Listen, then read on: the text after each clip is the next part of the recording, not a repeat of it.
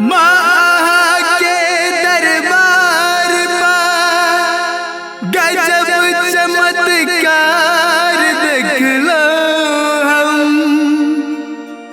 लंगड़ा दौड़ैया गूंगा बोलैया दुखिया कहिया हर दुख कम।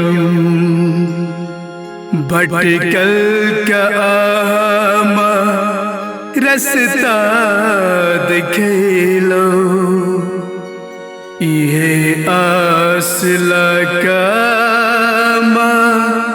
आह के दार एलो।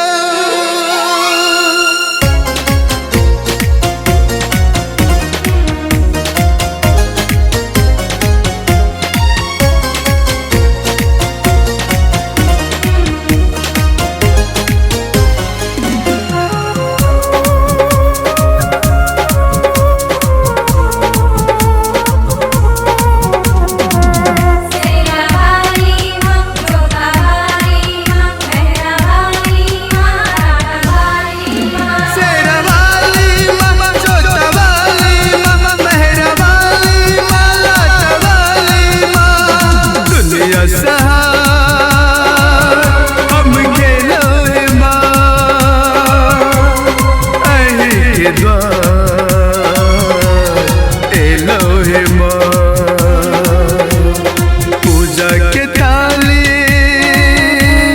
फल और फूल चुनरी ला ले लो हे माँ।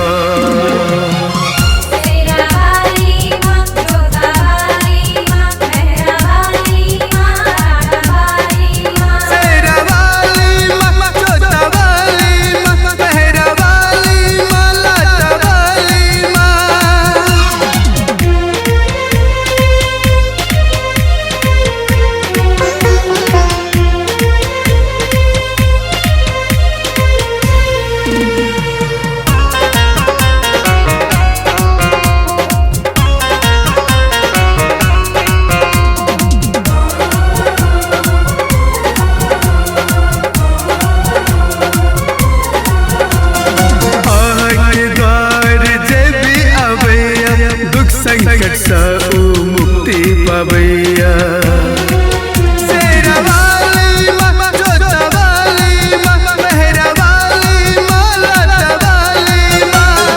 आह के द्वार जे भी आवैया दुख संकट से मुक्ति पवैया। देवों के देव ज्ञानी माँ ज्ञानी हे माँ हे महिमा गवैया। सबके डोले